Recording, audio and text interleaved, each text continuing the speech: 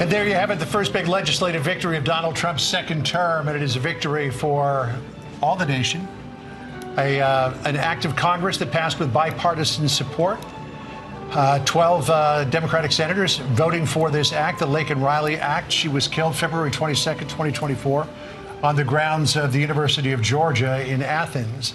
But this was really important opportunity to look at this, to move quickly on the first 100 days of the president and the vice president's agenda and the policies that are important to securing our border and restoring economic security of this country.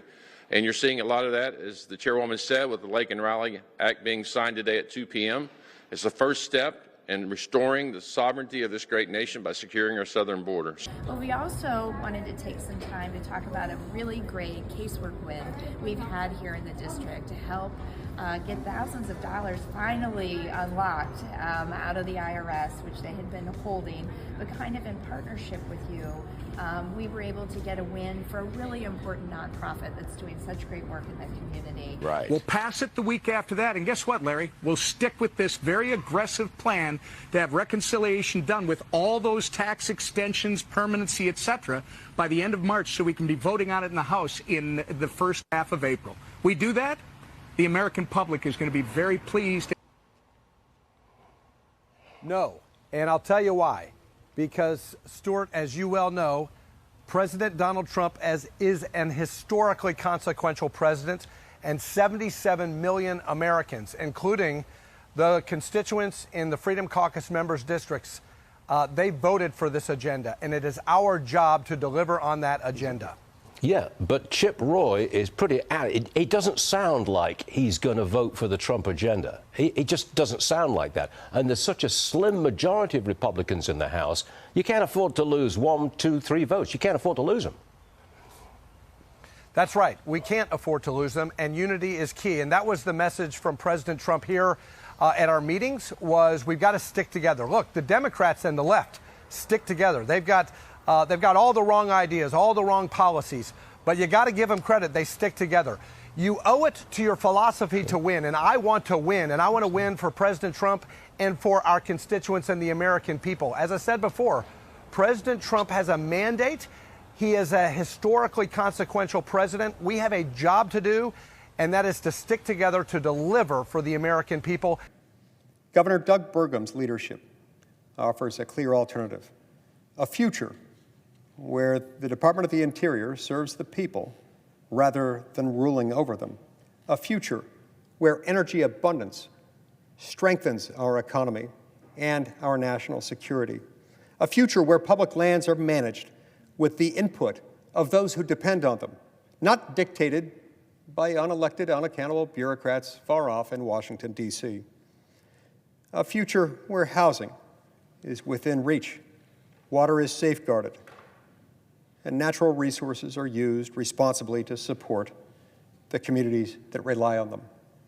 A future where Americans can depend on more than just serendipity. They can rely on sound policies designed to benefit them.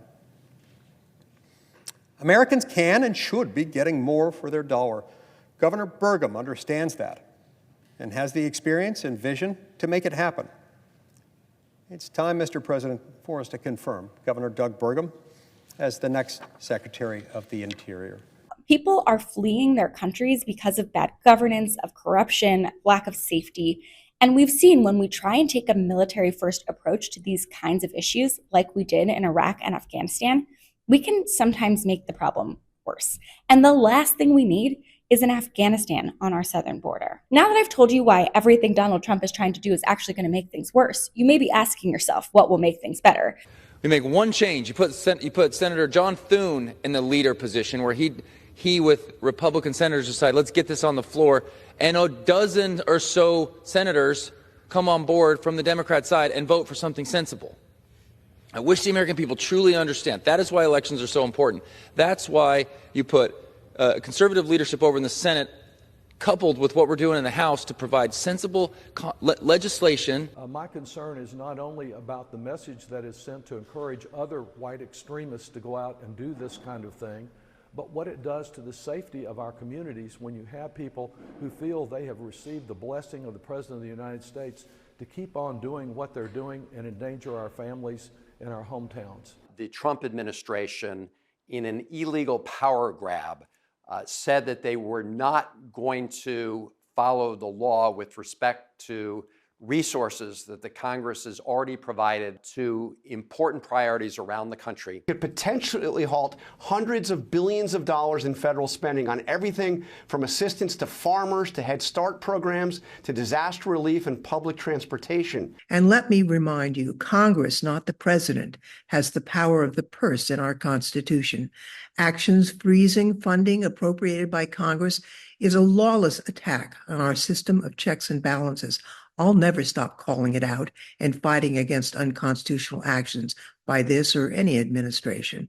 I want you to know that Democrats in the House reacted overnight with secretaries of state so that the litigation could be initiated, and we are ready to put up a fight against this stealing of America's money by the Trump administration. But there is a much quicker, less costly solution. President Trump should immediately rescind this reckless and unconstitutional directive. He needs to do it fast because every day this drags on, the impact grows worse. He should stop wasting taxpayers' money and putting people, communities, and essential services at risk.